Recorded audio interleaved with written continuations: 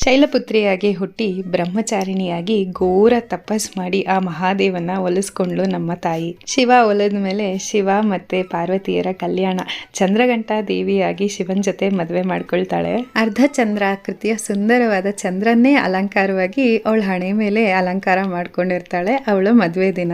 ಇದೇ ಸಾಂಕೇತಿಕವಾಗಿ ನಮ್ಮ ಕಡೆ ಎಲ್ಲ ಮದುವೆ ದಿನ ಹೆಣ್ಮಕ್ಳು ಅರ್ಧ ಚಂದ್ರಾಕೃತಿಯ ಕುಂಕುಮನ ಹಚ್ಕೊಳ್ತಾರೆ. ಪಾರ್ವತಿ ದೇವಿ ಹೇಗೆ ಅವಳು ಮದುವೆ ದಿನ ಸಜ್ಜಾಗಿರ್ತಾಳೋ ಅದೇ ರೀತಿ ನಮ್ಮೆಲ್ಲ ಹೆಣ್ಮಕ್ಳು ಸಜ್ಜಾಗಬೇಕು ಅನ್ನೋ ಒಂದು ಸಿಂಬಾಲಿಸಮ್. ಶಿವ ಪಾರ್ವತಿಯರ ಮದುವೆ ಆದ ನಂತರ ಮಹಾತಾಯಿ ಗರ್ಭವತಿ ಆಗ್ತಾಳೆ.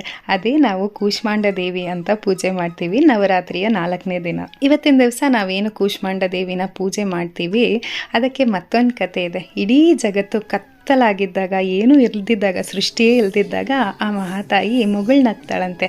ಆ ಮುಗುಳ್ನಗೆಯಿಂದಲೇ ಇಡೀ ಬ್ರಹ್ಮಾಂಡ ಸೃಷ್ಟಿ ಆಯಿತು ಅಂತ ಮತ್ತೊಂದು ಕತೆ ಇದೆ.